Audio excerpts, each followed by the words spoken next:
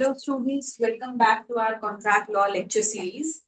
Last class में हम discuss कर रहे थे बेलमेंट के लिए एक स्पेसिफिक टाइप की जिसे हम प्लेज कहते हैं। तो हमने देखा सेक्शन 172 है, 172 से लेके 181 तक प्लेज की बात करते हैं, which is again also type of bailment. Bailment का ही टाइप है प्लेज, वो कुछ अलग कॉन्सेप्ट नहीं है। इसमें भी बेलमेंट हमने क्या देखा, एक इंसान से दूसरे इंसान के पास गुड्स की डिलीवरी हो रही है फॉर अ सर्टेन पर्पस।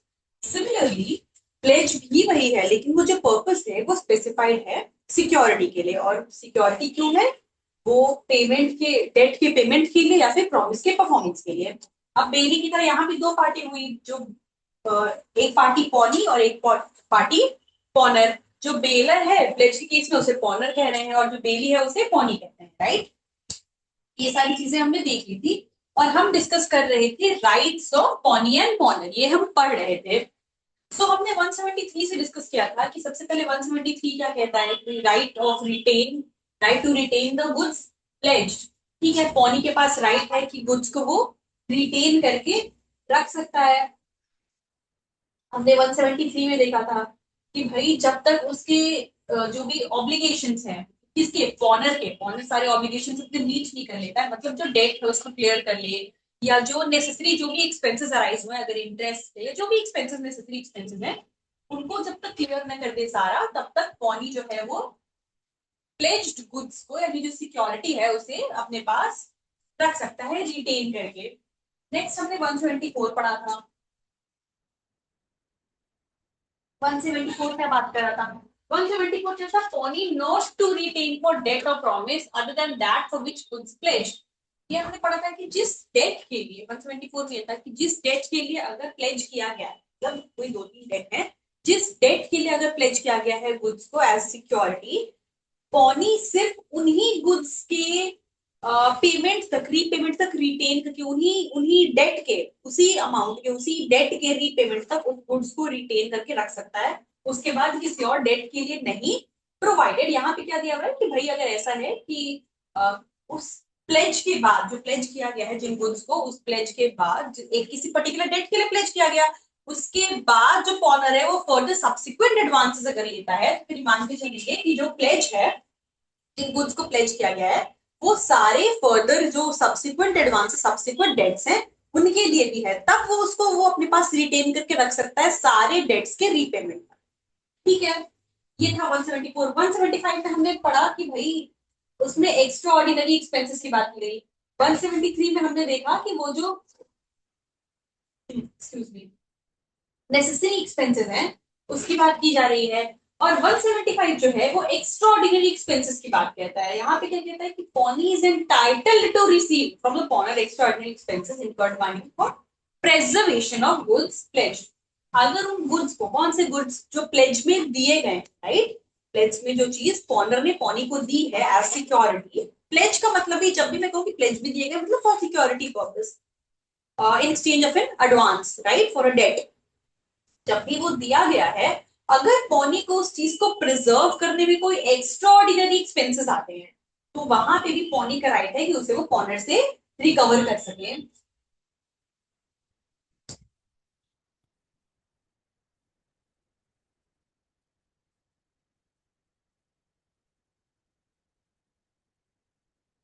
ठीक है, 176 पे।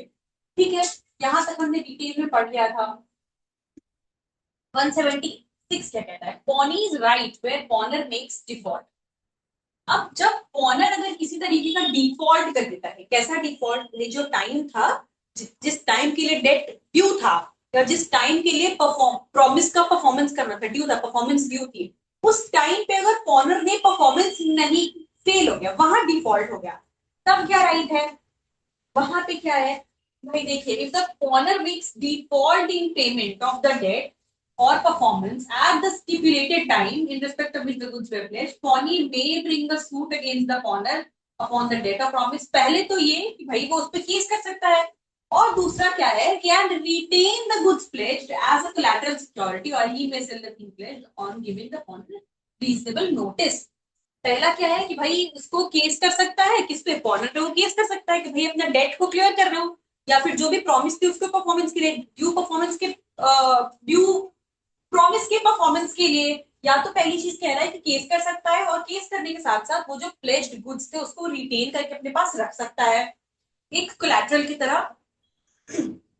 और या फिर दूसरा ऑप्शन क्या कह रहा है कि दूसरा ऑप्शन ये है, पहला कह रहा है कि केस कर दिया और रिटेन करके रख लिया, या दूसरा ऑप्शन क्या है, दूसरा ऑप्शन ये कह रहा है कि एक नोटिस दे के पॉनर को, देखिए पहला द पाथ ऑफ लिटिगेशन, ठीक है, केस कर दिया और रिटेन करके रख लिया, pawnee can sue the pawnor and they can retain the pledged goods as collateral. और दूसरा ऑप्शन कि भाई नोटिस दिया पॉनर को और उस वजह से सेल कर दिया, रिकवर करने के लिए अपना जो ड्यू था, अमाउंट ड्यू डेट था, उसकी रिकवरी के लिए जो प्लेज्ड गुड्स थे उसे सेल कर दिया। अब सेकेंड पार्ट जो है वो ये कह रहा है कि जो भी सेल करके जो भी प्रोसीड्स मिले, प्रोसीड्स मतलब उसका जो अमाउंट आया सेल करने का, बेचने के बाद जो भी पैसे मिले, वो अगर डेट के अमाउंट से, जो ड्यू डेट है उस अमाउंट से ज्यादा है तो जो भी जितना ज्यादा है, जो रिमेनिंग अमाउंट है माइनस करके, डेट माइनस करके जो भी रिमेनिंग अमाउंट आ रहा है जितना ज्यादा, वो प्रोसीड्स वो पॉनर को दे देगा पॉनी। और अगर सेल करने के बाद जो प्रोसीड्स आए वो कम है, डेट से कम है, डेट का अमाउंट जितना था बेचने के बाद भी, जो गुड्स थे प्लेज गुड्स थे उसको बेचने के बाद भी उतना अमाउंट, उतना वो जो प्रोसीड्स आए वो उतना नहीं जिससे डेट पूरा रिकवर हो सके, तो जितना एडजस्ट हो जाएगा वो तो एडजस्ट कर देगा डेट में, और बाकी जो अभी भी रिमेनिंग पार्ट है उसके लिए स्टिल पॉनर लायबल होगा। ठीक है, 176 ये कहता है।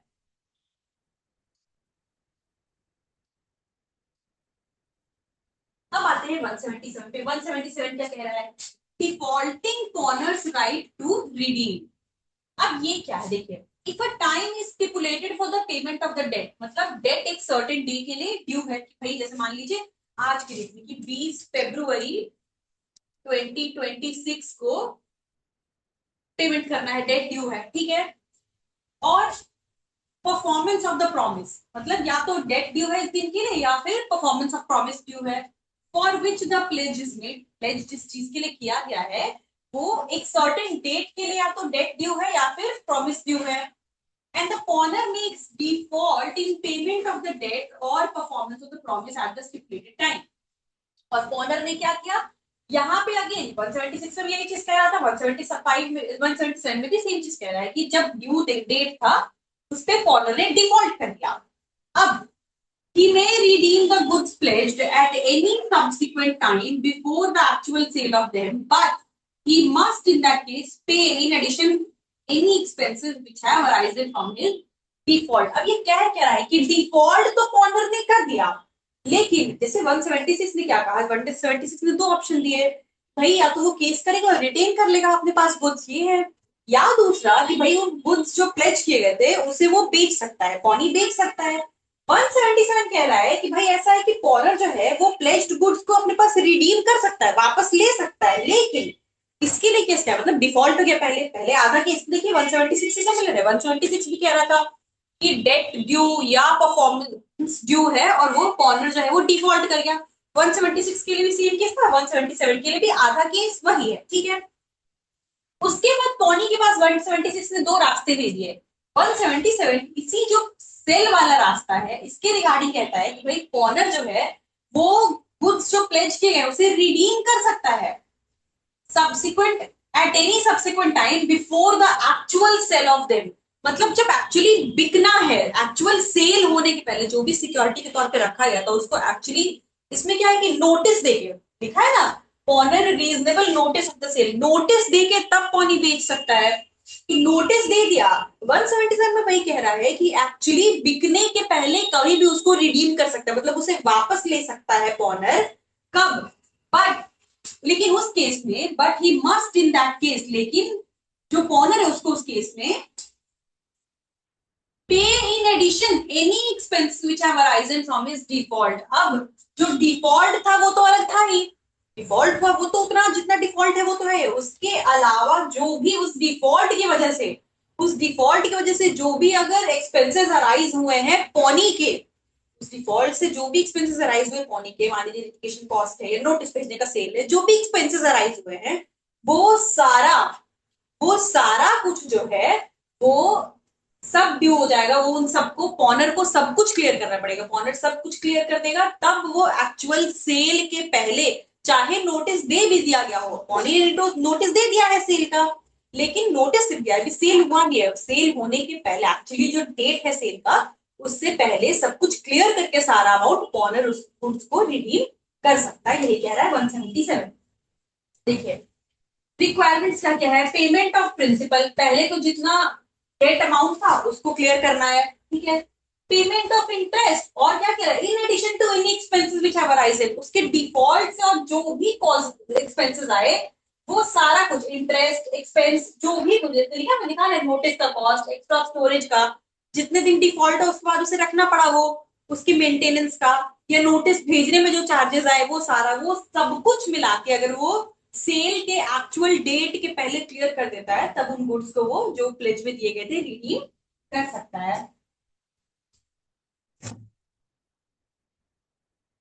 The right to redeem, right to redeem का क्या मतलब है, यहां भी तो वही कहा कि द ऑनर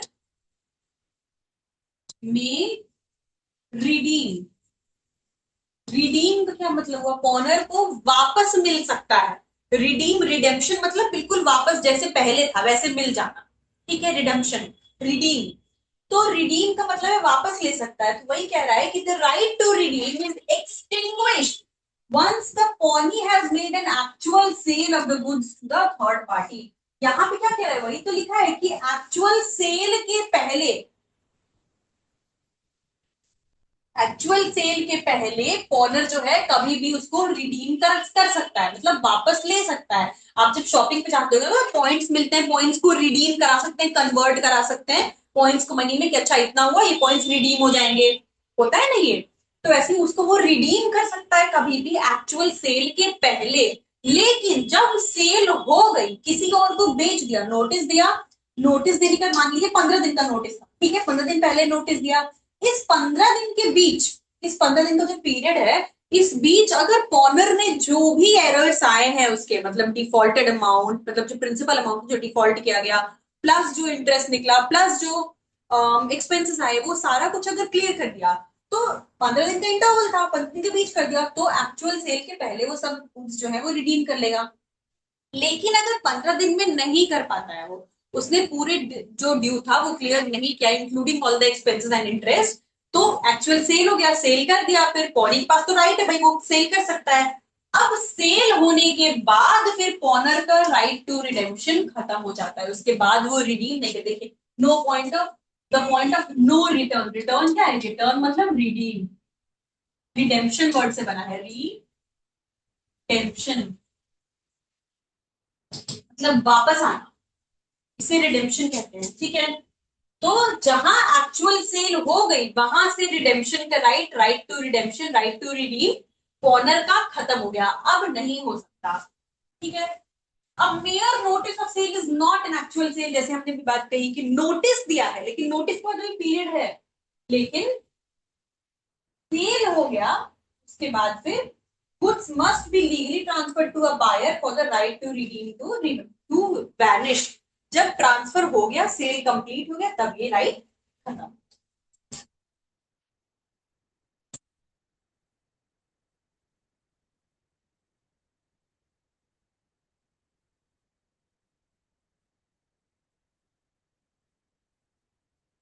अब आते हैं 178 पे।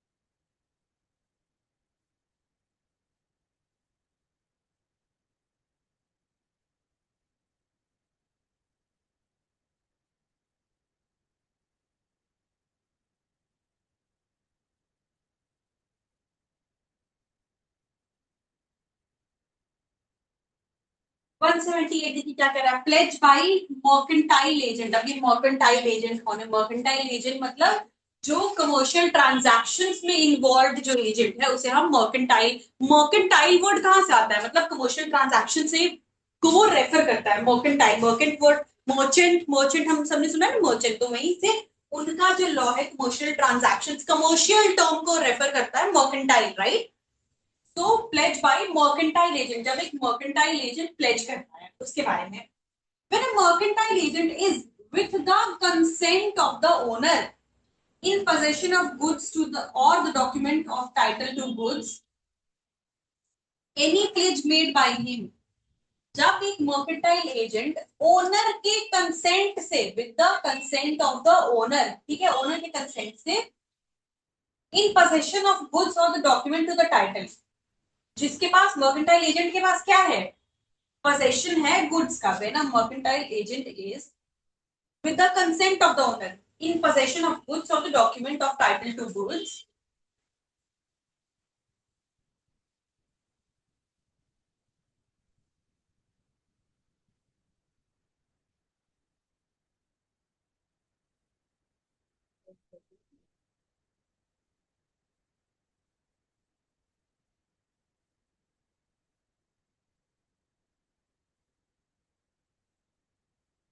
काम करते हैं 179 सेक्शन पढ़ते हैं एंड 178 178 एंड 78 ए, ये दो जब हम पढ़ेंगे, ये हम कब पढ़ेंगे, जब हम पढ़ेंगे सेल्स गुड्स।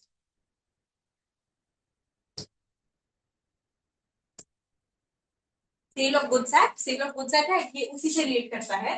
जब हम मर्केंटाइल एजेंट का कॉन्सेप्ट उसमें पढ़ेंगे तो हम इस सेक्शन को समझ लेंगे कि मर्केंटाइल एजेंट के प्लेज का क्या, उसका कॉन्सिक्वेंसेस हैं, कैसे किया जाता है, कैसे क्या होता है, ठीक है। अब आते हैं इस टॉपिक के लास्ट सेक्शन पे, which is pledge where owner has only a limited interest.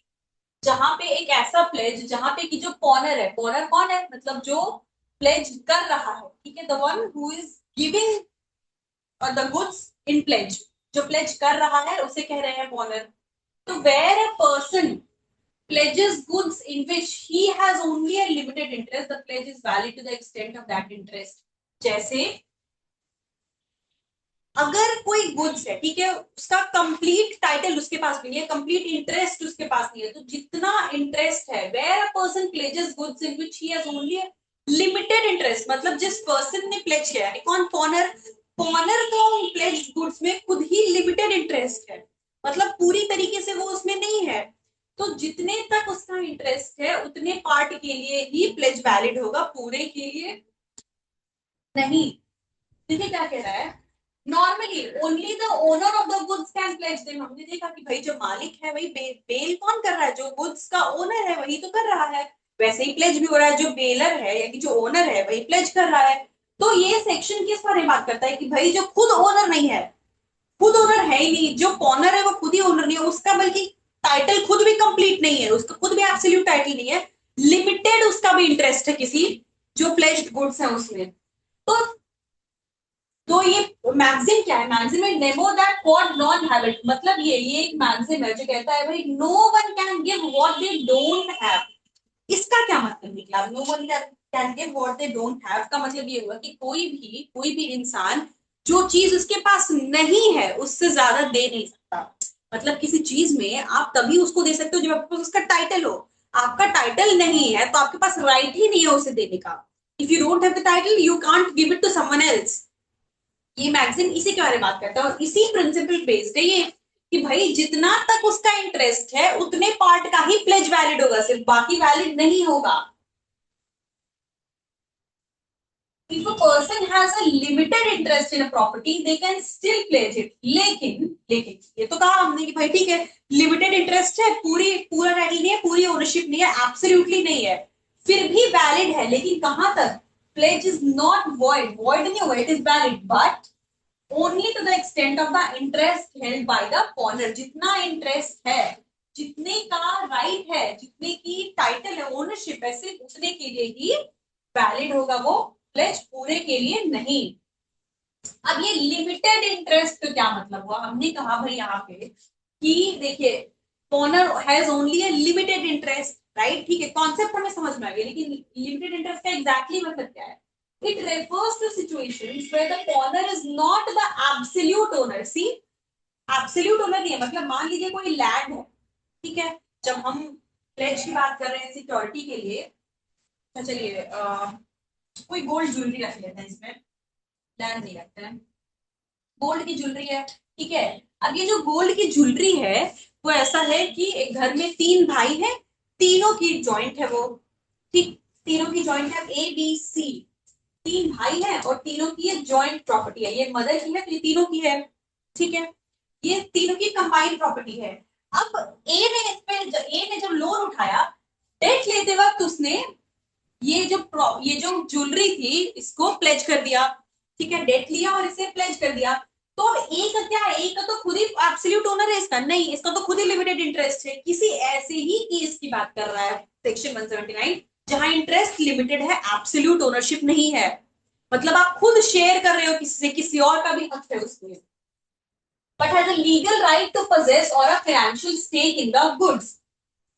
जैसे एग्जांपल क्या है, देखिए finder of goods he has a right to retain goods against the owner until compensated for expenses, या a mechanic who has a lien on a car for unpaid repairs, या जैसे को owner जिसकी बात अभी मैंने की, जैसा एग्जांपल दिया, someone who owns only 50% of a specific asset, जैसे शेयर्ड है तो ये हो गया। ऐसे ही एक केस की बात ये कर रहा है कि भाई जितने तक का राइट है उतने ही तक की प्लेज जो है वो वैलिड होगा, ठीक है। So with this we have covered this topic of pledge, हमारा ये टॉपिक जो था प्लेज का ये खत्म हो गया, हमने ये पूरा चैप्टर एक्चुअली देखा जाए तो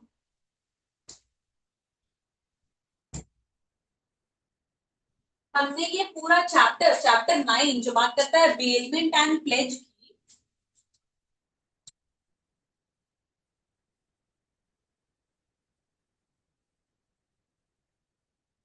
बेलमेंट एंड प्लेज की बात करता है, राइट, ठीक है, हमने देखा है इसमें, तो इसे दो पार्ट में डिवाइड करते हैं। सेक्शन पहले आ गया पेमेंट, दूसरा प्लेज, सेक्शन 120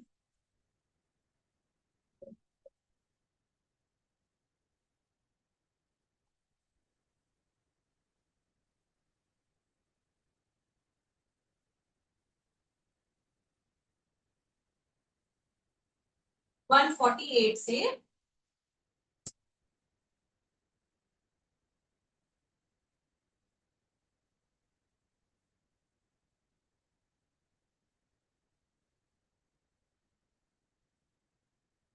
148 से 171 तक बेलमेंट का कॉन्सेप्ट, 172 से 181 तक प्लेज का कॉन्सेप्ट, ये हमने देखा। अब दोनों में कॉमन क्या है, दोनों में कॉमन ये है कि भाई किसी चीज की बेलमेंट ही हो रही है, बेलमेंट ऑफ गुड्स, दोनों में बेलमेंट ही हो रहा है। बेलमेंट है क्या, बेलमेंट ये है कि भाई एक इंसान से दूसरे इंसान के पास किसी गुड्स की डिलीवरी की जा रही है किसी स्पेसिफिक पर्पस के लिए, so that when it is accomplished it shall return to back to the bailor, right, यही होता है। अब इसी बेलमेंट का एक स्पेसिफिक टाइप हो गया प्लेज, जिसमें जब हम स्पेसिफिक पर्पस कह रहे हैं, जिस पर्पस का जिक्र किया जा रहा है वो पर्पस क्या है, उन गुड्स को सिक्योरिटी के तौर पे देना।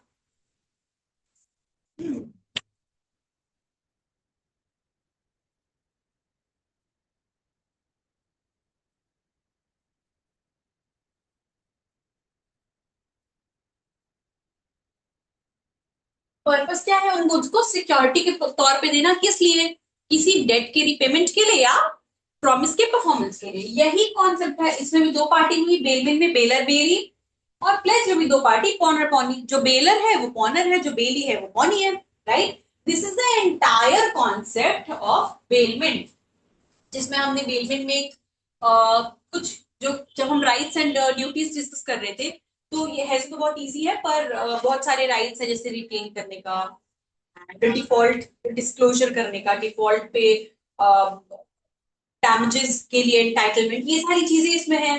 लेकिन एक small concept, very small concept yet important concept जो हमने इसमें पढ़ा, was the concept of लियन, which people often confused with the right to retain and right to lien.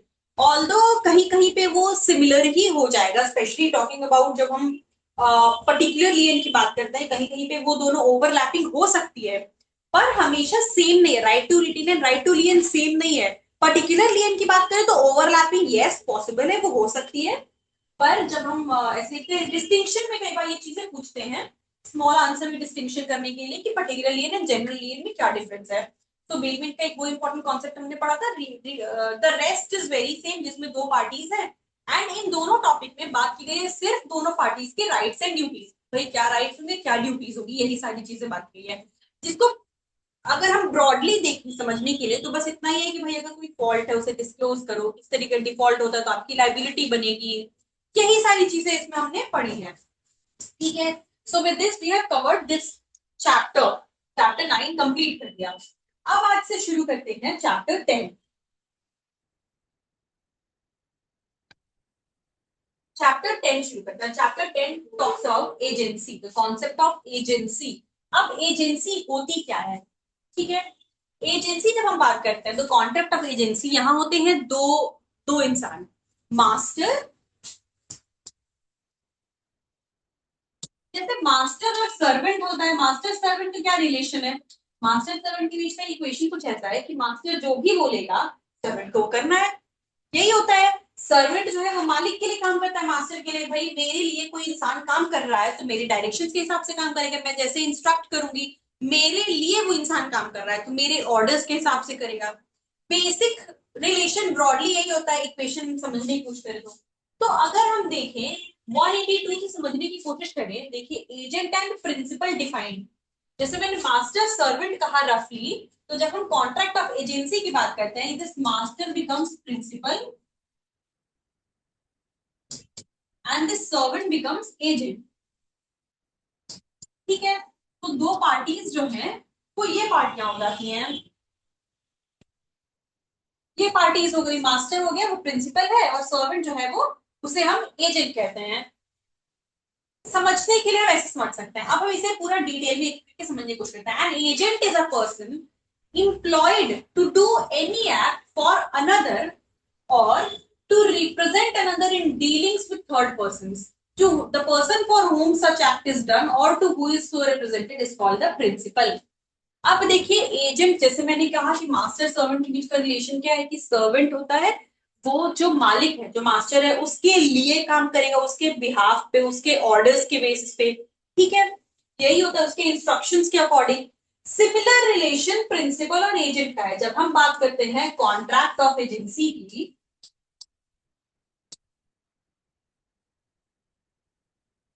Contract of agency में क्या है, दो पार्टी हो गई प्रिंसिपल और एजेंट। हमने सारे कॉन्ट्रैक्ट में देखे कि दो पार्टियां हैं। वैसे ही जब कॉन्ट्रैक्ट ऑफ एजेंसी होती है यहाँ भी दो पार्टी है, जैसे जैसे एक पार्टी को कह रहे हैं प्रिंसिपल, दूसरे को एजेंट।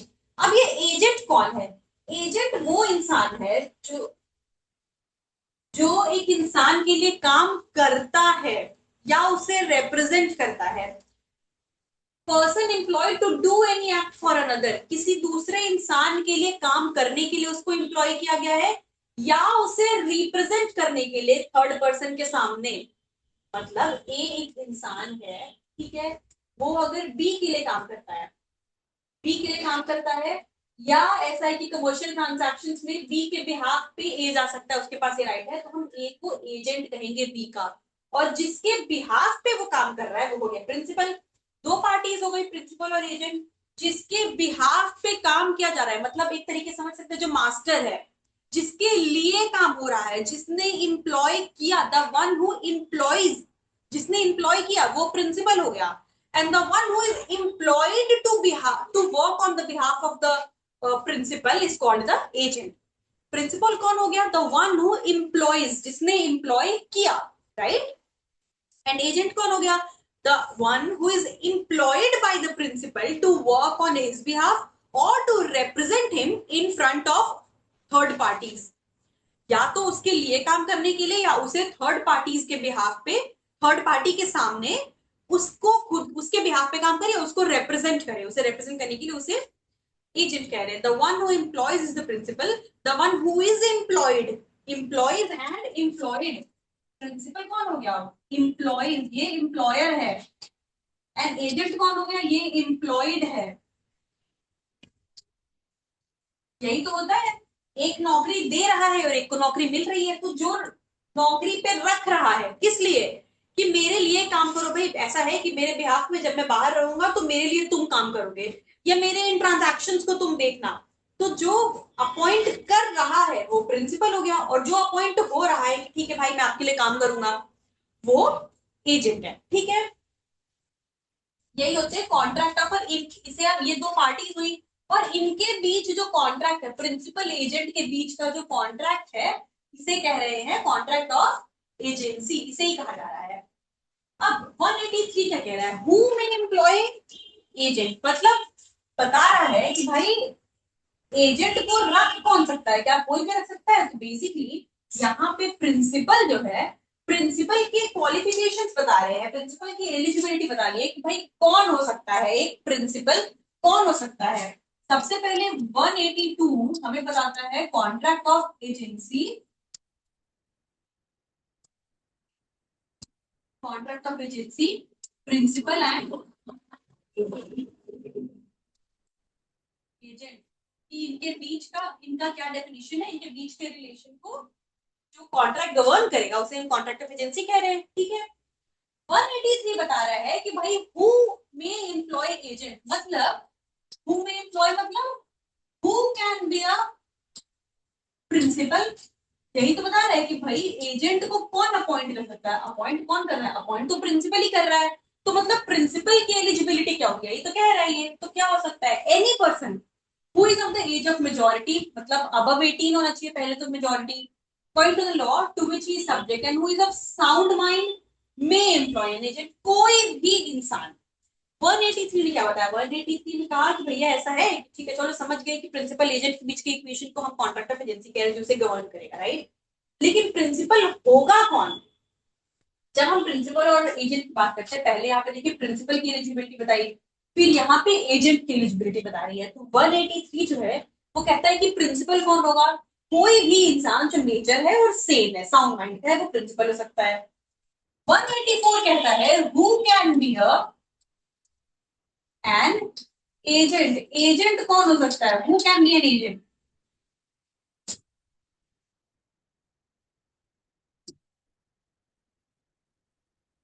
तो 184, as between the principal and third person, any person may become an agent, but no person who is not the age of majority and of sound mind can become an agent so as to be responsible to his principal according to the provisions in that behalf herein contained।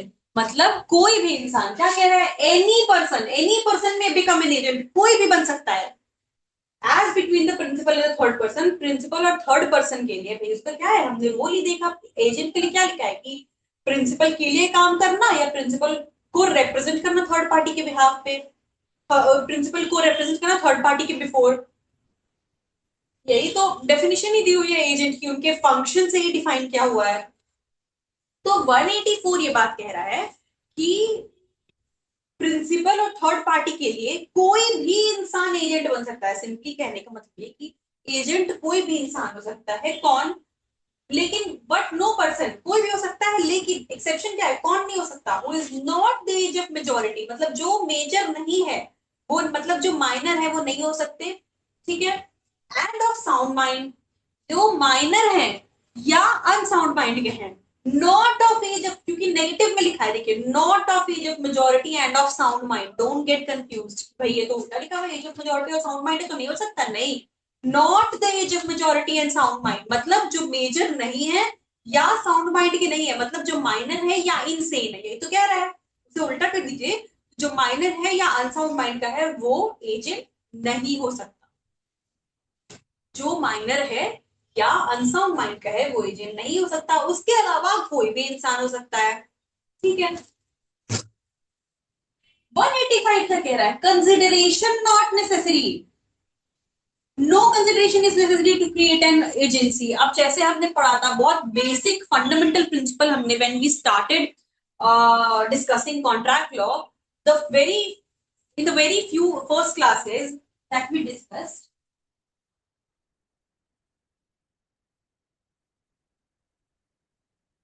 in the very first classes that we discussed this principle कि contract के होने के लिए क्या क्या essentials है, right.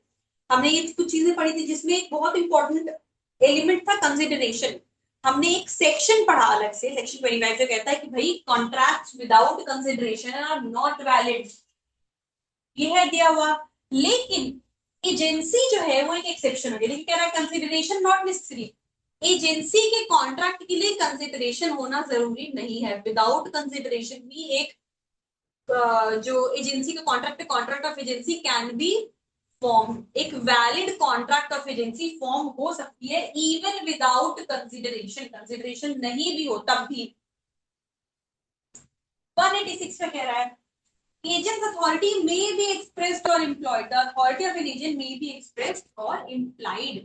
अब देखिए इसको पढ़ने के लिए हमें ये समझना जरूरी है, definition of express and implied authority लिखा हुआ है, ठीक है। 186 में क्या कहा कि भैया ऐसा है, देखो अभी तक हमने क्या क्या समझा कि कॉन्ट्रैक्ट ऑफ एजेंसी क्या है, पार्टीज कौन सी है और कौन कौन वो पार्टी हो सकती है। जैसे हमने एक वैलिड कॉन्ट्रैक्ट के लिए एसेंशियल्स पढ़े थे ना कि कौन हो सकता है, कौन कॉन्ट्रैक्ट में एंटर कर सकता है, कौन नहीं कर सकता है। वैसे ही एक एजेंसी के लिए हमने देखा कि अच्छा प्रिंसिपल कौन हो सकता है, एजेंट कौन हो सकता है, वो सारी चीजें देखी। साथ ही साथ एक ये भी एक्सेप्शन देखा कि कंसिडरेशन भी जरूरी नहीं है। अब इसके बाद बता रहा है कि एजेंट की अथॉरिटी के बारे में। एजेंट का रोल तो हमने डिफाइन कर दिया, क्या? To act on behalf of the principal और to represent him before third party, right. Role तो डिफाइन हो गया, लेकिन उनकी अथॉरिटी कैसी होगी, अथॉरिटी का नेचर कितना होगा, एक्सटेंट क्या हो सकता है, वो सारी चीजें कैसे पता चलेंगी, वो बताते हैं हमें सेक्शन 186।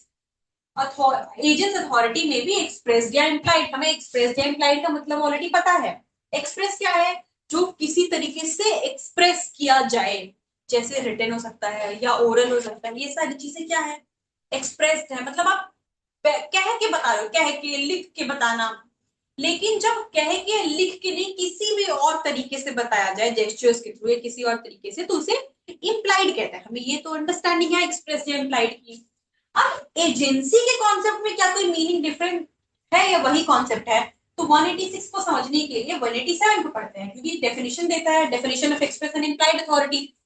तो ये क्या है? An authority is said to be expressed when it is given by words spoken or written. Implied और expressed का मतलब क्या था? वही सेम तो कह रहा है, सेम चीज। एजेंट अथॉरिटी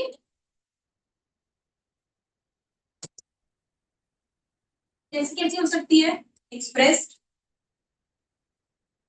या इम्प्लाइड। 187 क्या कह रहा है, एक्सप्रेस्ड क्या है, एक्सप्रेस तब होगा जब स्पोकन या रिटन हो, मतलब ओरल या रिटन हो। यही एक्सप्रेस का मतलब ही होता है, ओरल या रिटन। लिख के और बोल के दो ही तरीके से तो कोई बात किससे कही जा सकती है, एक्सप्रेस की जा सकती है, जाहिर किया जा सकता है। तो एक्सप्रेस का जहां भी वर्ड है, जो जहां पे भी है टर्म, उसका मतलब हो जाता है ओरली रिटन। वही सेम चीज 187 कह रहा है, भाई एजेंट की अथॉरिटी हम कहेंगे एक्सप्रेस्ड है तब कहेंगे जब उसे लिख के या बोल के बात बताई गई हो, जब प्रिंसिपल ने उसे या तो कॉन्ट्रैक्ट हुए रिटन में कि आपकी अथॉरिटी ऐसी ऐसी है, इन इन फंक्शंस में आपका रोल आएगा, राइट, तब हो जाएगा। या उसे बोल के कहा गया है कि इन तरीके के फंक्शंस में आपका रोल आएगा, आपकी अथॉरिटी ये है, तो ये हो, तब ये हुआ एक्सप्रेस। या इसका दूसरा, an authority is said to be implied when it is to be inferred from the circumstances of the case and things spoken or written or the ordinary course of dealing may be accounted circumstances of the case। अब implied क्या कह रहा है, implied का मतलब ये कह रहा है कि भाई implied का मतलब है कि जब circumstances से पता चले कि यहाँ पे आपको, क्योंकि आप प्रिंसिपल के लिए काम करते हैं, you work for the principal on behalf of the principal, तो ये सिनेरियो ऐसा है, ये सर्कमस्टेंस ऐसा है जहां पे कि आपको काम करना चाहिए, जहां पे कि आपका रोल आता है, you should work for the principal. तो जहां पे सर्कमस्टेंसेस देख के ऐसा लगे, जैसे अगर मान लीजिए कि किसी प्रिंसिपल ने एजेंट एक अपॉइंट कर रखा है और उसने जाहिर तौर पे कहा नहीं है कि मेरे एब्सेंस में आप मेरे फाइल्स को अलग अलग ग्रुप्स में ऐसे से कैटेगराइज करके रखा करना, जो ट्रांजैक्शंस के अलग है, और अलग अलग फाइल्स को ऐसे से कैटेगराइज करके रखा करना, ये बात एक्सप्रेसली कही नहीं है, राइट। और कोई अगर क्लाइंट आता है तो उससे मीटिंग आप कर लेना, एक एक छोटी सी मीटिंग कि भाई ठीक है, थोड़ी बहुत बातें समझ लेना कि भाई क्या काम है, किस तरीके का ट्रांजैक्शन है, and then just let me know about it, right. ये बात एक्सप्रेसली कही नहीं है। लेकिन ऐसा होता है कि जब जो प्रिंसिपल जिसने अपॉइंट किया वो 3 दिन के लिए बाहर चला जाता है, अब क्या कह रहा है कि inferred from the circumstances of the case, अब आपको सिनेरियो के हिसाब से, जब प्रैक्टिकल सिचुएशन वाइज सिचुएशन के हिसाब से समझना है कि क्या यहाँ पे आपका रोल बनता है, क्या आपको अथॉरिटी एक्सरसाइज करना चाहिए, क्या आपको काम करना चाहिए, तो उसे कहेंगे इम्प्लाइड एक्ट और the ordinary course of dealing में be accounted circumstances with the case, जहां पे भी की रेगुलर ट्रांजैक्शंस में या किसी सर्कमस्टेंस के हिसाब से बेसिकली जब भी अगर लगे कि आपका रोल यहाँ पे बनता है तो उसे इम्प्लाइड है। देखिए जैसे एग्जांपल में क्या दिया है, ए ओन्स अ शॉप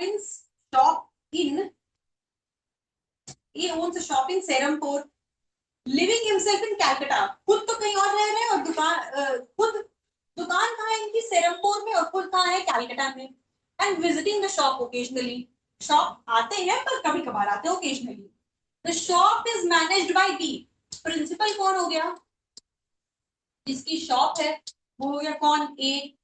अब शॉप मैनेज कौन कर रहा है, बी, तो एजेंट कौन हो गया, एजेंट बी हो गया। बी क्यों हो गया एजेंट, हमें कैसे पता लगा, क्योंकि शॉप ए की है, ए के लिए काम कर रहा है, वो यही तो लिखा है कि जिसकी शॉप है वो कभी कभी आता है और उसकी दुकान में कोई और काम कर रहा है, उसकी देख रेख करता है, मैनेज करता है, तो वो एजेंट हो गया। Shop is manage by B and he is in the habit of ordering goods from C in the name of A, और उसकी क्या आदत है, जो एजेंट है उसकी बात कर रहे हैं। अब एजेंट की क्या आदत है कि भाई वो प्रिंसिपल के नाम से कई बार सी से अलग अलग for the purposes of the shop, C से सी एक और कोई थर्ड पार्टी हो गई, ठीक है, थर्ड पार्टी से जो प्रिंसिपल है, सी हो गया कौन, थर्ड पार्टी, ठीक है। अब बी की यहाँ पे क्या हैबिट है, क्या लिखा हुआ है कि वो जो थर्ड पार्टी है, थर्ड पार्टी से प्रिंसिपल के नाम पे शॉप के लिए बहुत बार चीजें खरीदा करता है, वही लिख रहा है। And he is in the habit of ordering goods from C in the name of A for the purposes of the shop, shop के लिए, किसी और पर्पस के लिए नहीं, मालिक के नाम पे, ए के नाम पे चीजें खरीदा करता है, and of paying for them out of A's funds with A's knowledge, और खरीदता है और ए को इस बात, ए को यानी कि मालिक जो है, जो प्रिंसिपल है, उसे इस बारे में पता है कि वो चीजें खरीदता है और उसी के फंड से पेमेंट करता है, ए की जानकारी से, ठीक है।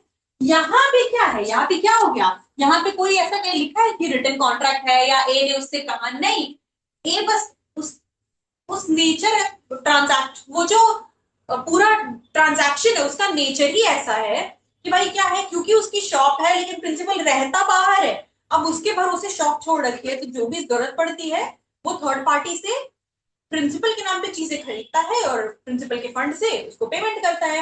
यहाँ पे क्या हुआ, B has an implied authority from A, यहाँ पे जो उसकी अथॉरिटी है वो इम्प्लाइड है to order goods from C in the name of A for the purposes of the shop, भाई शॉप के काम के लिए जब भी जरूरत पड़े आप चीजें ले सकते हो, ये जो है ये इम्प्लाइड अथॉरिटी है, क्योंकि यहाँ पे रिटन या ओरल नहीं किया गया है, पर वो इस नेचर का है कि वो इसकी इस हैबिट में है कि वो, क्योंकि वो रहता नहीं है, प्रिंसिपल रहता नहीं है, and B is the one who takes care of the shop, who manages the shop, so as per the needs he keep on buying things from C, who is a third party, in the name of A, who is the principal, and then pays him from B's account, from A's account with his knowledge, not without it. उसकी जानकारी से उसको payment करते रहता है। यहाँ पे क्या हो गया, पूरा इम्प्लाइड अथॉरिटी होगी, राइट। अब ये तो हुआ कि अथॉरिटी कैसी कैसी हो सकती है, तो हमने देखा दो तरीके की, एक्सप्रेस इम्प्लाइड। एक्सटेंट क्या होगा, एक्सटेंट ऑफ एजेंट अथॉरिटी, मतलब एजेंट का जो अथॉरिटी, अथॉरिटी मतलब क्या हुआ, उसको पावर, पावर कह सकते हैं एक तरीके से, I don't know power is the correct word, मतलब जुरिसडिक्शन, इतना पावर उसको, उतना राइट दे रखा है, उतनी उसकी अथॉरिटी है। An agent having an authority to do so has authority to do every lawful thing which is necessary in order to do such act, मतलब जो एजेंट है उसको कोई भी लॉफुल काम करने के लिए अथॉरिटी होती है, कोई भी काम, लिमिट क्या रखिए यहाँ पे, lawful thing which is necessary to do such act, मतलब मान लीजिए जैसे हमने पिछले एग्जांपल में कहा कि पढ़ा कि इसमें क्या था कि भाई बी जो है वो प्रिंसिपल के नाम से सी से चीजें खरीदता है, ठीक है, अब वो चीजें खरीद रहा है सी से, ठीक है, ट्रांजैक्शन है वो तो सही है, तो क्या क्या रहा है, किसी काम को करने के लिए किसी भी काम को करने के लिए एजेंट कोई भी चीज कर सकता है, उसकी अथॉरिटी होती है कुछ भी करने की, उस चीज को कंप्लीट करने के लिए, लेकिन वो काम लॉफुल होना चाहिए। सामान खरीदना जैसे लॉफुल काम है। अब लॉफुल काम को करने के लिए वो थर्ड पार्टी उसके बिहाफ पे डील कर लेता है। तो वही कोई चीज करने के लिए एजेंट की जो अथॉरिटी है वो कुछ भी कर सकता है। वो प्रिंसिपल के बिहाफ में कुछ भी कर सकता है, जिस जितनी उसकी अथॉरिटी है उसके अंदर। लेकिन वो जो काम कर रहा है वो लॉफुल होना चाहिए, अनलॉफुल काम नहीं हो सकता।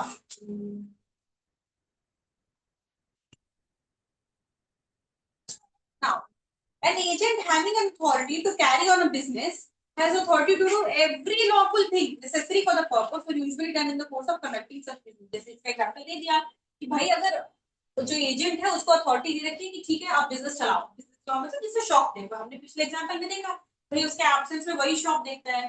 तो अब इस शॉप को देखने के लिए जो भी जरूरत का काम है, जो भी चीजें हैं, वो करने की उसके पास अथॉरिटी है। वही सेम चीज कह रहा है, authority to do every lawful thing. उसके पास अथॉरिटी है कि वो उस दुकान को चलाने के लिए सारी चीजें कर सकता है, लेकिन क्या वो जो जितना जो भी काम करेगा उस दुकान को चलाने के लिए जो भी काम करेगा वो लॉफुल होना चाहिए। सेक्शन 188 यही कह रहा है कि एक्सटेंट क्या है कि आप एजेंट, एज एजेंट प्रिंसिपल के लिए जो काम कर रहे हो उसके लिए आप कुछ भी कर सकते हो, एनी वर्क एनी एक्ट कुछ भी। ठीक है, अपनी अथॉरिटी में रहते हुए, नॉट एक्सीडिंग द अथॉरिटी, जितनी आपकी लिमिट्स हैं अपनी अथॉरिटी के अंदर कुछ भी कर सकते हो, प्रोवाइडेड वो एक्ट लॉफुल होना चाहिए। लॉफुल काम आप कुछ भी कर सकते हो। 189 agents authority in an emergency. अब ये तो हमने ऑर्डिनरी कोर्स में देखा। ऑर्डिनरी कोर्स में क्या है कि भाई आपका जो जितनी अथॉरिटी है उसके अंदर आप कुछ भी लॉफुल चीज कर सकते हो, लेकिन ऐसा हुआ कोई जरूरत आ गई, कोई बहुत इमरजेंसी आ गई कि या तो अभी के अभी डिसीजन लेना है उसमें, अभी के अभी एक्ट करना है उस पर, वहां पे क्या होगा, कैसे होगा। तो 189 बताता है, 189 कहता है that N agent has authority in an emergency. Emergency का केस ले रहे हैं यहाँ पे, नॉट ऑर्डिनरी कोर्स। 188 बात करता है ऑर्डिनरी कोर्स की, और ऑर्डिनरी कोर्स में क्या है, ऑल लॉफुल एक्टिविटीज,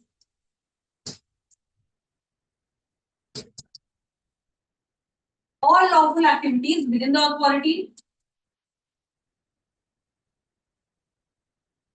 ये तो कह रहा है कि भाई 188 इन नॉर्मल सर्कमस्टांस में, ऑर्डिनरी कोर्स ऑफ एक्शन में, जो भी बिजनेस चलाने के लिए जो भी काम है आपका, जिस चीज के लिए आपको प्रिंसिपल ने हायर किया है, आप उसको करने के लिए कोई भी काम कर सकते हो, लेकिन वो चीजें लॉफुल होनी चाहिए, अपनी अथॉरिटी के अंदर सारा कुछ, लेकिन लॉफुल होनी चाहिए। ठीक। 189 बात कर रहा है स्पेशल सिनेरियो की, कौन सा, इमरजेंसी केस। इमरजेंसी केस 189 क्या कह रहा है, an agent has authority in an emergency to do all such acts for the purpose of protecting his principal from loss as would be done by a person of ordinary prudence in his own case under similar circumstances। मतलब 189 ये power देता है कि जरूरत पड़ी, अगर emergency आ गई, जब इमरजेंसी केस कह रहा है, जब इमरजेंसी आई, ऐसी जरूरत पड़ी, तो वो कुछ भी कर सकता है बिजनेस को बचाने के लिए, जैसे वो तब करता अगर वो उसका खुद का बिजनेस होता। As in his own case under similar circumstances, अगर उस सिचुएशन में प्रिंसिपल खुद होता, वो मतलब उसी का बिजनेस होता, वो एजेंट नहीं होता, वो जैसे हमने शॉप का एग्जांपल लिया था, मान लीजिए वहां पे कोई ऐसा जरूरत आ गई, कोई ऐसी इमरजेंसी आ गई जहां पे उसको क्विक डिसीजन लेना है, तो उस सिचुएशन में अगर वो एजेंट नहीं होके, मतलब वो खुद नौकरी पे नहीं होता पर वही मालिक होता, तो वो मालिक के तौर पे जैसे काम करता, जो डिसीजन लेता, जो भी चीजें करता, वो सारा सारे राइट्स उसके पास आ जाते हैं एजेंट के पास इमरजेंसी केस के लिए। इमरजेंसी में आप कोई भी चीज कर सकते हो जो कि बिजनेस को लॉसेस से बचाने के लिए करना जरूरी है, as if you were the मालिक ऑफ द बिजनेस। अगर आप उस जगह पे होते, आप उस सिनेरियो में होते, अंडर सच सर्कमस्टेंसेस उस जगह आप होते, उस कंडीशन में आप क्या करते। तो एक नॉर्मल इंसान जैसे काम करेगा, जैसे मालिक उस जगह पे होते हुए जैसे काम करेगा, आपको वैसे ही फंक्शन करना है। An agent for sale may have goods repaired if it be necessary।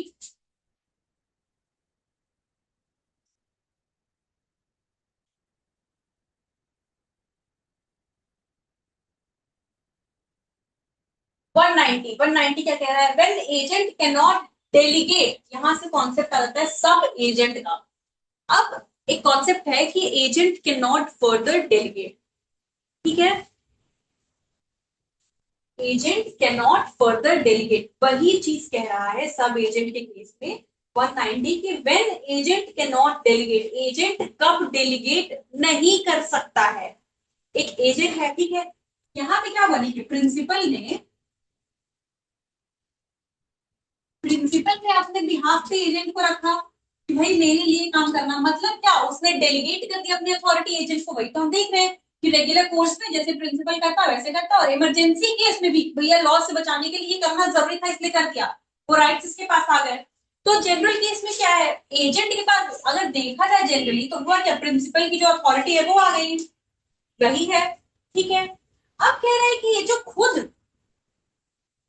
ये जो एजेंट है ये कब डेलीगेट नहीं कर सकता है, an agent can not lawfully employ another to perform act which he has expressly और impliedly undertaken to perform personally unless, मतलब ये क्या कह रहा है, अनलेस से ये पार्ट एक्सेप्शन का आ गया।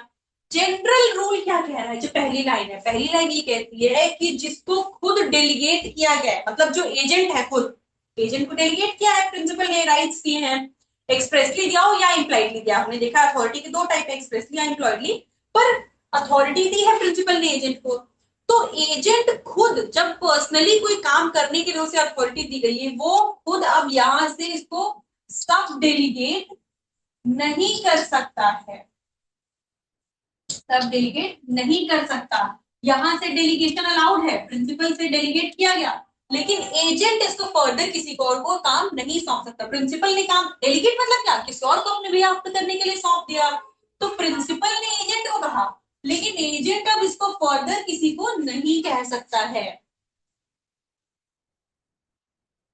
unless by the ordinary custom of trade a sub agent may or from any nature of the agency a sub agent must be employed।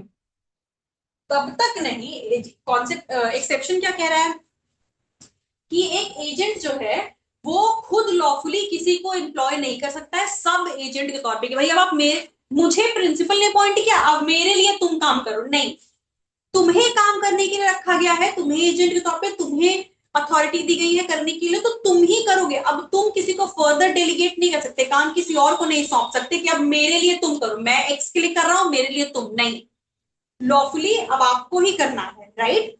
Second part क्या कह रहा है, सेकेंड पार्ट इसका हो गया एक्सेप्शन दे दिया, unless by the ordinary custom of the trade a sub agent may or from the nature of the agency a sub agent must be employed, unless nature of the transaction ऐसा हो या custom ये कहते हो भाई उस particular business के लिए, उस पर्टिकुलर चीज के, उस पर्टिकुलर ट्रेड के लिए होने के लिए एक सब एजेंट का होना जरूरी है, sub agent must be employed. अगर कस्टम जो ट्रेड के कस्टम्स हैं या ट्रेड का जो नेचर है, बिजनेस का नेचर, अगर ये रिक्वायर ना करे कि सब एजेंट मस्ट बी एम्प्लॉयड, अगर होना जब जरूरी है, नहीं तो अगर ऐसा नहीं है, ये एक्सेप्शन हो गया, तो फिर एजेंट उस केस में किसी और को सब एजेंट की तरह डेलीगेट करके अथॉरिटी अपॉइंट नहीं कर सकता है। सब एजेंट कौन होगा, देखिए सब agent define, a sub agent is a person employed by and acting under the control of the original agent in the business of agency। जो एजेंट जिसको एम्प्लॉय करेगा, प्रिंसिपल ने जिसको अपॉइंट किया वो हो गया एजेंट, एजेंट जिसको अपॉइंट करेगा वो हो जाएगा सब एजेंट, वही चीज है। तो सब एजेंट को डिफाइन कर रहा है कि भाई जो ओरिजिनल एजेंट है, ओरिजिनल एजेंट कौन है, जिसको प्रिंसिपल ने अपॉइंट किया। एजेंट जब किसी को फर्दर अपॉइंट करता है उसे हम सब एजेंट कह रहे हैं, और सब एजेंट एक्चुअली एजेंट के पास ये पावर ही नहीं है, ये कर ही नहीं सकता है कि भाई किसी और को आप अपॉइंट नहीं कर सकते हो, आपकी आपको जो काम दिया गया एज एन एजेंट वो पर्सनली आप ही करोगे, लॉफुली किसी और को अपॉइंट नहीं कर सकते, अनलेस जरूरी हो करना, because of the nature of the trade, वो जरूरी है करना। 192 क्या कह रहा है, representation of principal by sub agent properly appointed, where a sub agent is properly appointed, मतलब जब एक सब एजेंट को properly appointed का क्या मतलब है, क्यों कह रहा है properly appointed का मतलब है कि unlawfully नहीं किया गया है, मतलब ये कि कुछ ऐसे किसी ऐसे बिजनेस में जहां उसका होना जरूरी था तब अपॉइंट किया गया, ऊपर में वही तो कह रहा है कि एक्सेप्शन दे रखा है ना ये पार्ट कि unless by the ordinary custom of trade, a sub-agent may fall under the nature of the agency, a sub-agent must be employed. होना जहां जरूरी था, इसीलिए कह रहा है properly employed. When a sub-agent is properly employed, मतलब नेचर ही ऐसा था या कस्टम ही ऐसा था या ट्रेड इस तरीके का है कि वहां पे होना जरूरी था, तब एम्प्लॉय किया गया है. The principal is, so far as regards third person, represented by the sub-agent and is bound by and responsible for his act as he was an agent originally appointed by the principal. अब अगर सब agent का appointment हो गया, ठीक है, पहले तो क्या है कि सब एजेंट को एजेंट अपॉइंट ही नहीं कर सकता, लेकिन मान लीजिए कि जरूरत थी ऐसी कि वहां पे अपॉइंटमेंट जरूरी था, अपॉइंट कर लिया गया. अब अपॉइंट करने के बाद जो सब एजेंट है उसकी ड्यूटी, क्योंकि एजेंट ने अपने काम के लिए, एजेंट ही तो अपने काम को फर्दर डेलीगेट करने के लिए सब एजेंट को अपॉइंट करता है. यही है, हमें अब तक हमने इस चीज को समझा कि अपने ही काम को, उसके दो रोल हैं. क्या रोल है? या तो प्रिंसिपल के बिहाफ पे फंक्शन करना, उसके बिहाफ पे काम करना, या फिर दूसरा क्या है, थर्ड पार्टी के बिहाफ, जो प्रिंसिपल है उसके रिप्रेजेंटेटिव के तौर पे उसका रिप्रेजेंटेटिव बन के जाना. यही है. तो अगर वो सब एजेंट को अपॉइंट कर रहा है एजेंट, तो मतलब उसके फंक्शंस भी यही दो हुए, या तो प्रिंसिपल के लिए काम करना या फिर थर्ड पर्सन के बिहाफ के बिफोर एक प्रिंसिपल के रिप्रेजेंटेटिव के तौर पे जाना. करेक्ट, यही दो रोल हुए. तो 192 जो है वो ये कह रहा है कि जब एक सब एजेंट का अपॉइंटमेंट हुआ है और अगर सब एजेंट जो है वो थर्ड पर्सन के बिहाफ, थर्ड पर्सन के बिफोर खुद को रिप्रेजेंट करता है, वहां पे उसके एक्ट के लिए प्रिंसिपल ही लायबल होगा. मतलब सब एजेंट के भी किसी भी एक्ट के लिए प्रिंसिपल ही लायबल होगा. वहां पे एजेंट लायबल नहीं हो, लेकिन the principal is, so far as regards third person, represented by the sub agent and is bound by and responsible for his acts as if he were an agent originally appointed by the. अगर वो सब agent जो है वो खुद को, sorry I miss understood this, I made a mistake. यहाँ पे क्या है कि अगर सब एजेंट जो है वो इस सेक्शन में कह रहा है कि वो आगे का सेक्शन है जो मैंने अभी बता दिया, सब एजेंट जो है उसे उसका अपॉइंटमेंट होता है, तो वो प्रिंसिपल के बिहाफ पे जब काम करता है, मतलब थर्ड पार्टी को अगर खुद को रिप्रेजेंट करता है एज एन एजेंट, तो वहां पे वो क्या होगा, वो एजेंट की तरह ही बिल्कुल रिस्पॉन्सिबल होगा. The principal is, so far as regards third person, represented by the sub agent and is bound and responsible for his act as if he were an agent originally appointed by the principal. जब उसका proper appointment हुआ है और वो principal के लिए काम करता है, तो वो बिल्कुल जैसे एजेंट होता. भाई प्रिंसिपल ने एजेंट को अपॉइंट किया, मतलब अगर कुछ भी दिक्कत होती, कोई भी बात होती है, तो बाउंड कौन हो जाएगा? यहाँ पे एजेंट हो जाएगा. तो यहाँ पे भी क्या होगा, कोई अगर गलती करता है तो एजेंट को आप बोलिएगा भाई जो अपने आपने एक्ट किया उससे आप बाउंड हो. सिमिलरली जब सब एजेंट की भी अपॉइंटमेंट होती है और वो प्रिंसिपल के लिए काम करता है, तो वो भी उन एक्ट से बाउंड हो जाएगा जैसे एक एजेंट हो जाता. Agents responsibility for sub agent, the agent is responsible for the principal for the acts of the sub agent. और रिस्पॉन्सिबल कौन हो जाएगा उसके लिए? एजेंट हो जाएगा. The agent is responsible to the principal for the acts of the sub agent. Agent principal को responsible होगा. अब मान लीजिए कोई गलती होगी, मतलब 192 क्या है, क्या रहा है, देखिए एजेंट का, सब एजेंट का अपॉइंटमेंट हुआ, करेक्ट, सब एजेंट ने अब खुद को रिप्रेजेंट किया थर्ड पर्सन के बिहाफ, थर्ड पर्सन के सामने एक रिप्रेजेंटेटिव के तौर पे प्रिंसिपल के, राइट. तो अब वहां पे वो बाउंड हो जाएगा जैसे कि एक ओरिजिनल एजेंट जो है वो हो जाता. प्रिंसिपल का जो एजेंट है वो जैसे बाउंड होता है वैसे ही सब एजेंट बाउंड हो जाएगा. और दूसरा पार्ट क्या कह रहा है कि भाई सब एजेंट है उसके एक्ट के लिए एजेंट रिस्पॉन्सिबल होगा प्रिंसिपल को. मतलब जवाबदारी किसकी होगी? जवाबदारी एजेंट की होगी. Agent is responsible to the principal for the act of the sub agent. सब एजेंट के एक्ट के लिए रिस्पॉन्सिबल कौन होगा? एजेंट होगा. किसको? प्रिंसिपल को. और सब एजेंट की क्या रिस्पॉन्सिबिलिटी है? Sub agent responsible for his acts to the agent but not to the principal except in the case of fraud और बिल्कुल रॉन्ग. सब एजेंट जो है वो किसको रिस्पॉन्सिबल हो गया? भाई एक्ट तो उसने कर दिया, वो बाउंड हो गया, ठीक है, यहां तक तो समझ में आ गया. अब उसकी रिस्पॉन्सिबिलिटी कौन लेगा? वो रिस्पॉन्सिबल सिर्फ एजेंट को हो रहा है, वो प्रिंसिपल को रिस्पॉन्सिबल नहीं है, क्योंकि वो एजेंट को रिस्पॉन्सिबल है और एजेंट अगेन प्रिंसिपल को. तो पूरा चेन प्रिंसिपल एजेंट सब एजेंट ऐसा है. अब यहां से इसने परफॉर्म किया प्रिंसिपल के लिए, ठीक है, इसने प्रिंसिपल के लिए परफॉर्म किया, तो प्रिंसिपल के लिए परफॉर्म करते ये एजेंट के जैसे रिस्पॉन्सिबल हो गया। अब ये जो है ये अकाउंटेबल हो गया एजेंट को, ये सिर्फ अकाउंटेबल एजेंट को होगा, और एजेंट अगेन अकाउंटेबल प्रिंसिपल को होगा। सब एजेंट डायरेक्टली प्रिंसिपल को अकाउंटेबल नहीं होगा। क्यों? क्योंकि उसका अपॉइंटमेंट भी डायरेक्टली प्रिंसिपल ने नहीं किया है, उसका अपॉइंटमेंट एजेंट ने किया है, तो वो जिसने उसको अपॉइंट किया उसी को ही आंसरेबल होगा। और एजेंट जो है अब अगेन उसके एक्ट के लिए, एजेंट अपने एक्ट के लिए नहीं है, एजेंट इसके भी एक्ट के लिए अब अगेन आंसरेबल है प्रिंसिपल को।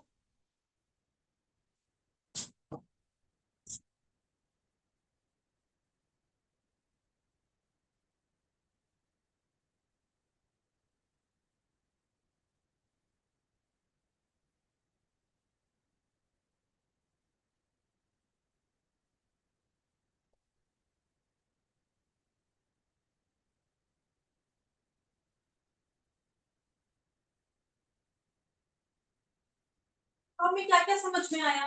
देखिए बेलमेंट और प्लेस का कॉन्सेप्ट तो हमने क्लियर कर लिया था, ठीक है, कि वो क्या है। इसके बाद वी स्टार्टेड दिस चैप्टर। अब ये चैप्टर जो है जैसे मैंने कहा 182 से शुरू होता है, it's a lengthy chapter, so it goes up till the lengthy chapter. Chapter जो है ये काफी लंबा है, अलग अलग सब हेड्स में इसे कैटेगराइज कर रखा है, और बहुत लंबा चैप्टर है एजेंसी का।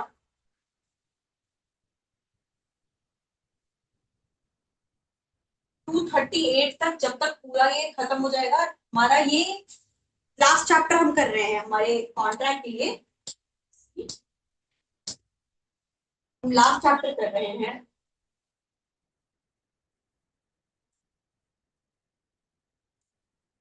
तो जब 238 टोटल सेक्शन हो गए, 238 तक जितना तक जब तक ये बैरक खत्म नहीं होगा, ये पूरा जो चैप्टर चलेगा 190 से 182 से लेके ये पूरा सिर्फ और सिर्फ एजेंसी का चैप्टर है, ठीक है, कॉन्ट्रैक्ट ऑफ एजेंसी की बात की है इसमें। तो हमने अभी तक इसमें अब हमने अभी हमने बेसिक समझा कि भाई क्या है कॉन्ट्रैक्ट ऑफ एजेंसी, क्या कहेंगे, पार्टीज क्या होती हैं, देन सब एजेंसी क्या है, ये सारी चीजें हमने देखी। आगे आने वाले जो लेक्चर्स होंगे उसमें हम ये भी देखेंगे कि हम रेवोकेशन कैसे होगी अथॉरिटी की, राइट्स क्या होंगी पार्टीज की, ये सारी चीजें। तो हमने अभी तक क्या देखा इसमें अप टिल सेक्शन 192 जहां तक हमने कवर किया, इसमें हमने अभी तक क्या देखा कि कॉन्ट्रैक्ट ऑफ एजेंसी क्या है, पार्टीज क्या है, प्रिंसिपल एजेंट हो गए, ठीक है। प्रिंसिपल कौन है, एजेंट कौन है, हम सिंपल से बहुत सिंपल एग्जांपल से इसको समझा जा सकता है। जैसे कोई अपने घर में नौकर को अपॉइंट करता है, या किसी के लिए क्लर्क काम करते हैं, या जैसे ऑफिस में लोग काम करते हैं, एक होता है एम्प्लॉयर एक होता है एम्प्लॉय। तो जो एम्प्लॉयर है वो प्रिंसिपल हो गया, और एम्प्लॉय क्योंकि एम्प्लॉय किसके लिए काम कर रहा है, एम्प्लॉय काम कर रहा है एम्प्लॉयर के लिए, किसी के लिए तो कर रहा है। उसको जो चीजें बोली जाएंगी, जैसे चीजें बोली जाएंगी वो उसी तरीके से काम करेगा, उसके लिए काम कर रहा है वो, उसके बिहाफ पे। तो इस तरीके से ही समझ सकते हैं, ये सारे एग्जाम्पल्स हो जाएंगे इसके, ठीक है। प्रिंसिपल और एजेंट हो गया। अब जो प्रिंसिपल एजेंट कौन है, जो अपॉइंट कर रहा है, जो मतलब जो एम्प्लॉय कर रहा है या जो अपॉइंट कर रहा है वो प्रिंसिपल, जो एम्प्लॉयड हो रहा है या जिसे अपॉइंट किया गया वो हो गया एजेंट, ठीक है। इनके बीच का इक्वेशन कैसा होता है भाई कि एजेंट जो है वो प्रिंसिपल के लिए काम करेगा या उसे रिप्रेजेंट करेगा थर्ड पार्टी के बिहाफ, थर्ड पार्टी के बिफोर। इसके बाद फिर आते हैं हम कि कंसिडरेशन इस कॉन्सेप्ट इस कॉन्ट्रैक्ट के लिए जरूरी नहीं है। और जैसे कि हमने देखा कि जो एजेंट है इनकी अथॉरिटी इम्प्लाइड या एक्सप्रेस दोनों तरीके की हो सकती है। और ये एक्सप्रेस या इम्प्लाइड क्या है, ये चीजें भी हमने देखी, सेक्शंस में दे रखे हैं।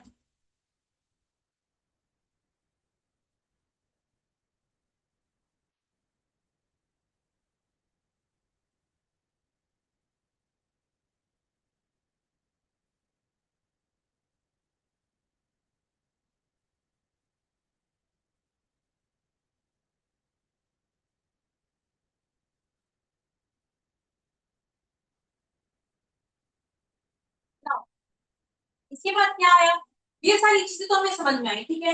हमने देखा कि एक्सप्रेस दो तरीके की अथॉरिटी हो, इन दोनों अथॉरिटीज को समझा। इसके बाद ही कितनी एक्सटेंट, क्या एक्सटेंट मतलब क्या, एक्सटेंट मतलब लिमिट, लिमिट कहिए या स्कोप कहिए कि कितनी तक जो अथॉरिटी है इनकी, जो पावर है इनकी, वो कहाँ तक एक्सरसाइज किए जा सकते हैं, कितना तक हो सकता है, उसकी लिमिट क्या है।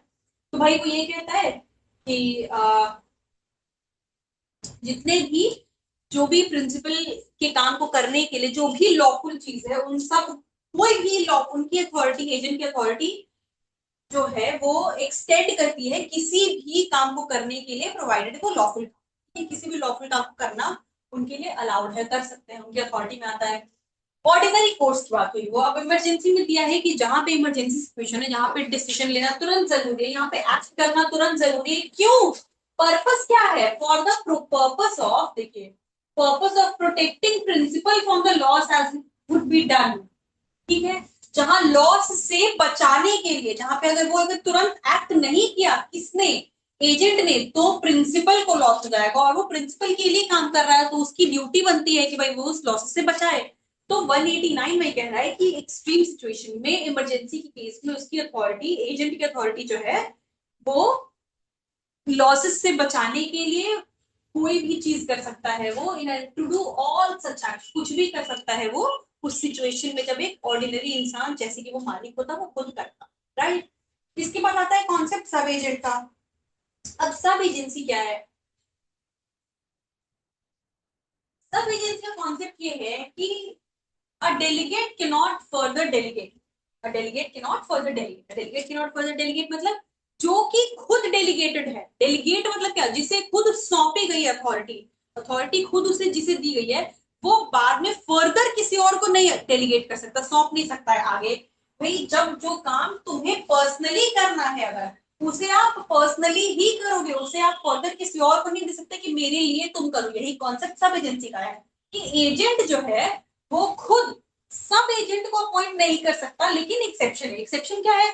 एक्सेप्शन ये है कि अगर बिजनेस का नेचर ऐसा है या ट्रेड के कस्टम्स ऐसे ऐसे हैं जहां पे कि एक सब एजेंट का होना जरूरी है, वहां पे सब एजेंट का अपॉइंटमेंट किया जा सकता है। ठीक है, वहां पे एजेंट अपॉइंट कर सकता है।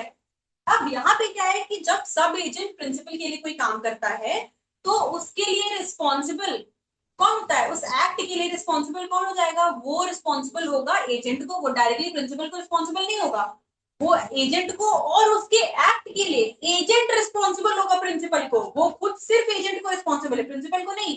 अब उसने जो भी किया, सही गलत जितना भी जो भी जैसे किया, उसके लिए रिस्पॉन्सिबिलिटी किसकी आ जाएगी? वो एजेंट की हो जाती है। अब वो जाके जवाबदारी करेगा प्रिंसिपल को कि भाई गलत किया सही किया जो भी किया उसने। ठीक है, 192 तक यही कॉन्सेप्ट था। So we have covered up till here, and next lecture में हम 193 से करेंगे, because this is the only chapter remaining, so we don't need to rush, हम आराम आराम से इस चैप्टर को कवर करते हुए जाएंगे। हमारा सिर्फ एक चैप्टर ही बचा हुआ है इसमें, तो हर दिन हम अगर कुछ सेक्शंस भी लेंगे जिसके कॉन्सेप्ट्स को विल ट्राई टू अंडरस्टैंड अच्छे से डिटेल में पढ़ते हुए, तो हम तब भी हम आराम से कुछ लेक्चर्स में हम लोग इस चीज से कंप्लीट कर सकते हैं। बहुत ही छोटा सा तो एक्ट है ये, कॉन्ट्रैक्ट एक्ट छोटा सा, उसमें भी आप देख सकते टोटल एक तो 238 है, हालांकि आगे भी है पार्टनरशिप वगैरह वाला, पर वो उसे हटा के अलग एक्ट बना दिया गया, हमें पता है। जैसे हमने बीच में देखा था कुछ सेक्शंस, एक पूरा चैप्टर को हटा दिया गया जिसके लिए सेल ऑफ गुड्स एक्ट, जिसे हम सोगा अभी शॉर्ट में कहते हैं, वो बना दिया गया है। तो वैसे ही बाकी भी कुछ चैप्टर्स हैं जिसे हटा के, कुछ सेक्शंस हैं जिसे हटा के अलग एक्ट्स में दे दिए गए हैं। तो हमें इसे कवर करने के लिए सिर्फ 238 तक ही करना है, बस इतने ही है, जो कि यही चैप्टर है। अप टिल 192 हमने इसमें कवर कर लिया, so will be discussing the other sections in the upcoming lectures. हम फर्दर इसे डिस्कस करते हुए जाएंगे।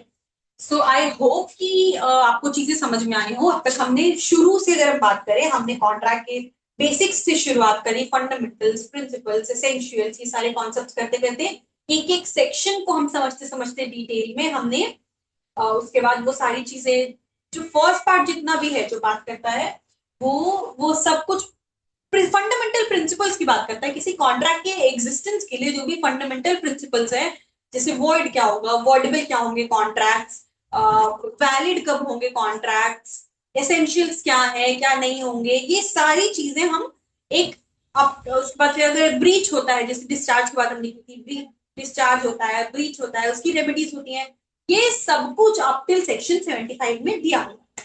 ठीक है, ये जिसे हम जनरली कॉन्ट्रैक्ट को दो पार्ट डिवाइड करते हैं, वो फर्स्ट हो गया।